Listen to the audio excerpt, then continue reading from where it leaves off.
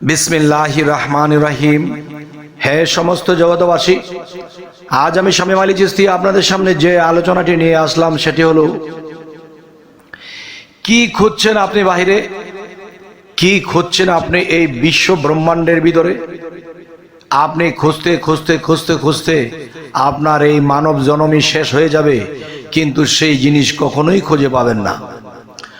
তবে হ্যাঁ, যে ব্রহ্মাণ্ড যদি আমরা বলে থাকি যে মহাবিশ্ব ব্রহ্মাণ্ড, অবশ্যই অবশ্যই দেখবেন যে মহাবিশ্বের ভিতরে ক্ষুদ্র বিশ্বগুলো রয়ে গেছে। আর সেই ক্ষুদ্র বিশ্বের মধ্যে যদি কেউ তল্লাশ না দেয় তাহলে সে কখনো এটা পাবে না। তাই বলবো, হে সমস্ত জগতবাসী, যে মহামানব যাকে বলে, মহাবিশ্ব যাকে বলে, তার কানটি কোথায় আছে তা কি আপনি জানেন?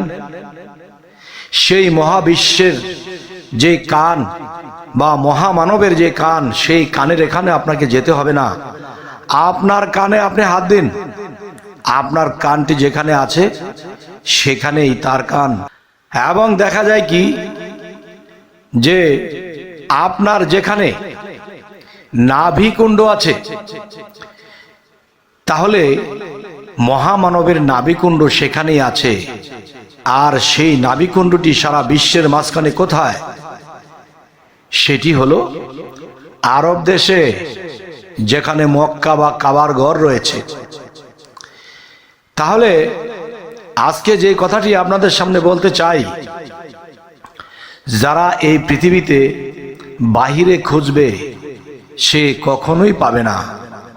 তাহলে একটি কথা বলা যেতে পারে, বাহিরে তো গুরু মুর্শিদ আছে, তাদেরকে ধরতে হবে না? হ্যাঁ, তাদেরকে ধরবেন এই কারণেই যে আপনার ভিতরের যে মালপত্র যা কিছু আছে তা কিভাবে উদ্ধার করবেন, তা কিভাবে দেখবেন, তা কিভাবে আপনি আয়ত্ত করবেন, এই জিনিসের শিক্ষাটা আপনি সেখান থেকে নিতে পারেন। কিন্তু আপনি এই জিনিস বাহির থেকে কখনোই উদ্ধার করতে পারবেন না। তবে এখন আমি যে কথাটি বলবো, যে দেখেন, আমরা মহাশক্তিকে কিন্তু খুঁজতেছি। আমরা কি বলে থাকি, সূর্যের মধ্যে আল্লাহ এত আলোক শক্তি দিয়েছে, সারা বিশ্বটাকে সে আলোকিত করে রাখে। তাহলে বুঝতে হবে সেটাকে যে সৃষ্টি করেছে সে আবার কোন আলোকে, সে আবার কোন শক্তি। তারপর আমি বলবো যে পৃথিবীতে মহা যে জিনিসগুলো আছে, সেই জিনিসগুলো আমরা ওখানে গিয়ে ওটাকে আমরা কখনোই পরিদর্শন করতে পারবো না। যদি করতে হয় তাহলে আপনার মধ্যেই সেই মহাশক্তি লুকায়িত, সেই মহাশক্তি আপনার ভিতরে লুকায়িত। এখন সেই মহাশক্তি কয়টা ভাগে আছে? সেই মহাশক্তি থেকে যদি কথা বলি, সেই মহাশক্তি ছিল, সে নারীও না পুরুষও না। আবার সেই মহাশক্তি সে নারীও পুরুষও। আবার সেই যদি নারীও না হয় পুরুষও না হয়, আবার সে যদি নারী হয় কিংবা পুরুষ হয়, তাহলে কিভাবে? সেটি হলো, দেখুন, যে আপনার মধ্যে নারী রূপে যে সিফাত শক্তি, যাকে মোহাম্মদী শক্তি বা মোহাম্মদী নূর লুকানো আছে, সে আল্লাহর মধ্যে সিফাত নূর, আল্লাহ নিজে জাতি নূর। সেই জাতি নূরে যখন সেই সিফাতে বা মোহাম্মদী নূরটা মিশেছিল, যখন সেই মোহাম্মদী নূরটাই হলো সিফাত নূর, আর সেই সিফাত নূরটাকে যখন আলাদা করা হলো, তখনই কিন্তু আল্লাহ থেকে সেই নারী শক্তিকে আলাদা করলো। নারী শক্তিকে আলাদা করে সেই নারী শক্তিটাকে আবার খণ্ড বিখণ্ড করে আরশ কুরসি লৌহ কলম জমিন পাতাল সমস্ত কিছু আল্লাহ সৃষ্টি করলেন। এবং সেই খণ্ডেরই খণ্ড আমরা।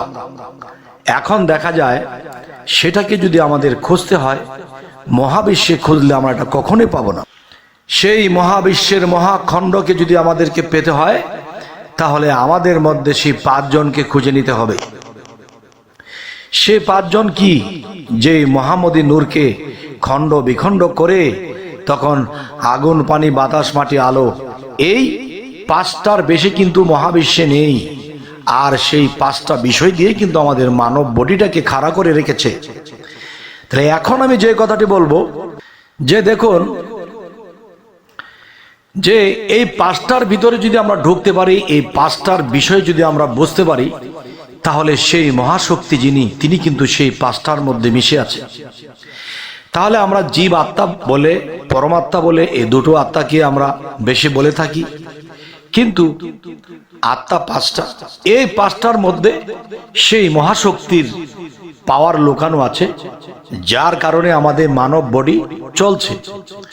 তো এখন আমি যেটা বলতে চাই, যদি সেই 5টা কোত্থেকে এসেছে, সেই 5টাই কিন্তু সেই জাত নূর থেকে, সেই সিফাত নূর নারী রূপে, মানে সৃষ্টি বলতেই নারী, এই নারী রূপটাই কিন্তু মুহাম্মদ সাল্লাল্লাহু আলাইহি সাল্লাম। তখন এই পাশে পাক পাঞ্জাতন, এই পাশে 5 জন, এই পাশেই আগুন পানি বাতাস মাটি আলো।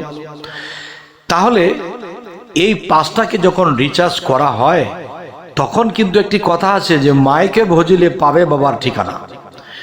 তাহলে পাক পাঞ্জাতনের খোঁজ যদি আমরা করি, সেই নিজের মধ্যেই করতে হবে। আর নবী রাসূলদের খোঁজ যদি করি, তাহলে সেই নিজের মধ্যেই করতে হবে। আর এখান থেকে আমরা সেখানে পৌঁছে যাব, সেই জাত নূরে আমরা পৌঁছে যাব। এখন এই মহাশক্তি আমরা কখনোই লাভ করতে পারবো না যতক্ষণ পর্যন্ত আমার নিজের বডির ভিতরে আমি না ঢুকতে পারতেছি। আবার সেখান থেকে আমরা এই জিনিসের উদ্ধার করতে না পারছি, ততক্ষণ পর্যন্ত আমরা সেই জাতি নূর বা সেই আল্লাহর সাথে কখনোই আমরা মিশতে পারবো না।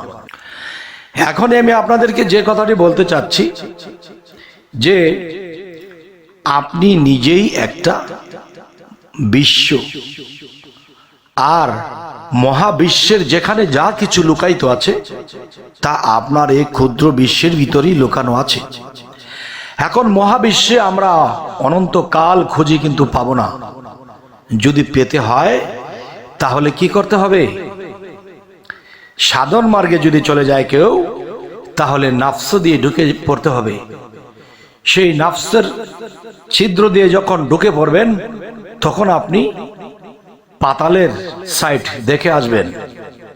যখন আপনি কালবের ভিতরে ঢুকে পড়বেন, তখন আপনি চৌথা আসমান দেখে ফেলবেন, এবং সেখানে কোথায় কেমনি কি আছে। আর যদি আপনি ইরা, পিঙ্গলা, সুষমা, এই 3টি রাস্তা উপরে, এই 3টির মধ্যে যে কোনো একটি দিয়ে যখন আপনি প্রবেশ করবেন, তখন আপনি সৌরজগৎ বা সেই আরশে আজিম পর্যন্ত দেখে ফেলবেন। আর সেই আরশে আজিমে গেলে আল্লাহর বাড়ি আছে। আর সেই চৌথা আসমানে যদি আসেন, তাহলে আল্লাহর অফিস রুম আছে। তখন কিন্তু আল্লাহর সাথে আপনার সাক্ষাৎ হয়ে যাবে, কথা হয়ে যাবে, একটা সময় বন্ধুত্ব হয়ে যাবে। তখন বন্ধু বন্ধুর সাথে মিশে যাবে, একাকার বিলীন হয়ে যাবে। তখনই কিন্তু এই মানব জন্ম ধন্য হয়ে যাবে।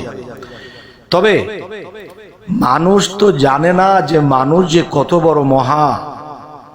যদি জানতো মানুষ এত বড় মহা, তাহলে সেই মহা সম্পদ নিজের ভিতর থেকেই বের করত। তাই আমি সমস্ত ভক্তবৃন্দদেরকে বলছি, তাই আমি সকল আশেকদেরকে বলছি, তাই আমি সকল ইউটিউবের সমস্ত ব্যক্তিদেরকে আমি বলছি, যদি এই 3টা স্তরে না যাওয়া হয়, মুর্শিদের দেওয়া সাধনা না করা হয়, তাহলে কিন্তু কখনো সেখানে পৌঁছানো যাবে না, আর নিজকে জানা চেনা হবে না। ততক্ষণ পর্যন্ত আল্লাহ পর্যন্ত পৌঁছানো যাবে না, আল্লাহর সাথে বন্ধুত্ব হবে না, আল্লাহর সাথে বিলীন হওয়া যাবে না।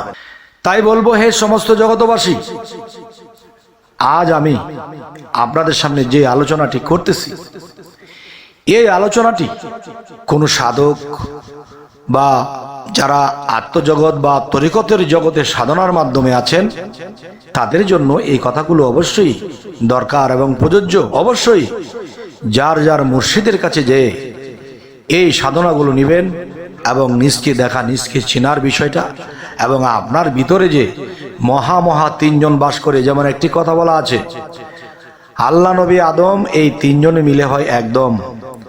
আল্লাহ, আদম, নবী, এই 3 জনে মিলে এক ছবি। তবে এই জন্যই বলা হয়েছে সকলের কাছে করে দাবি, যে দেখেন মূলত এই জিনিস দেখার জন্য যে চাবি, সেটি মুর্শিদ ছাড়া কেউ নাহি পাবি। অবশ্যই সেই চাবি নিন এবং সেই কপাটগুলো খুলুন এবং সেগুলা সাধনার দ্বারা প্রবেশ করতে শুরু করুন। তাহলে জন্ম জন্মান্তরে আর ঘোরা লাগবে না। যেহেতু পাতালের সাইড, চৌতাসমানের সাইড, আরো সে আজিমের সাইড, সেখানে যদি ঘুরে আমরা যদি আল্লাহর বাড়ি বা আল্লাহর সিংহাসনে আল্লাহকে দেখতে পাই, তখন সে আল্লাহর সাথে কথা বলতে বলতে, তার সাথে প্রেম হতে হতে এক সময় বিলীন হয়ে যাবেন সেই আল্লাহর সাথে।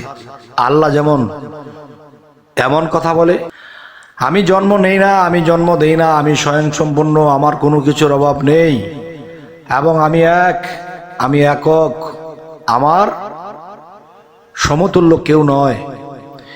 তাহলে আপনি যদি আল্লাহর সাথে মিশে যান, তাহলে আপনি কোনটা হবেন?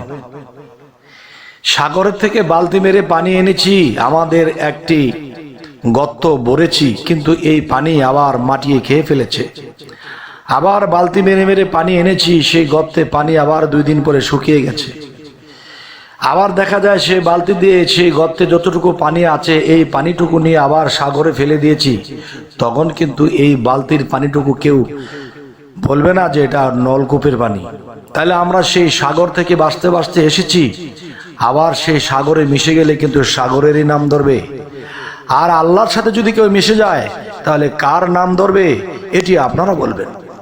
তবে হে সমস্ত জগতবাসী, আজকের এই আলোচনাটি আমি অন্তরের অন্তঃস্থল থেকে বলার চেষ্টা করেছি। আল্লাহ যদি আমার কোনো জায়গায় ভুল ত্রুটি দেখে, তাহলে আল্লাহ যেন আমাকেও শুধরিয়ে দেয়। কারণ মানব জীবনে এই দেহ নিয়ে তো ভুল হতে পারে। তবে এতটুকু বলবো যে আল্লাহ যদি আমার মুখে দিয়ে বলায়, তাহলে এই কথা সঠিক আছে। আর যদি আমি বলি, তাহলে আমারটা সঠিক হবে না। তবে আমার এই কথাগুলো সাধক যারা যারা এই পথে গিয়ে প্রবেশ করেছে, যা দেখেছে শুনেছে, তারাই কিন্তু বলবে যে হ্যাঁ, আমরা এরকম পেয়েছি, দেখেছি, তা আলহামদুলিল্লাহ। আর যারা জাননি, পাননি, এখনো সেই পর্যায়ে যাইতে পারেননি, অবশ্যই তারা যেন এই সাধনাগুলো যার যার মুর্শিদের কাছে নিয়ে করতে শুরু করে। ইনশাল্লাহ আল্লাহ কাউকে ঠকায় না। আল্লাহ তো বলেছেই, তোমাদের ভালো কর্মফল নিয়ে আমার কাছে আসো, তোমাদের মধ্যে যে আমি আমার পাওয়ার লুকিয়ে রেখেছি তা তোমরা উদ্ধার করে আনো, তোমার মধ্যে যে আমিও বসত করি সেটাও খুঁজে বের করো। তাহলে সেই খুঁজে বের করতেই হলে কিন্তু নিজের মধ্যেই প্রবেশ করতে হবে। যাই হোক, এই সমস্ত জগতবাসী, আজকের আলোচনা যদি আপনাদের ভালো লাগে, যারা সাবস্ক্রাইব করেন নাই তারা করে নেবেন। সকলে ভালো থাকবেন। আল্লাহ হাফিজ।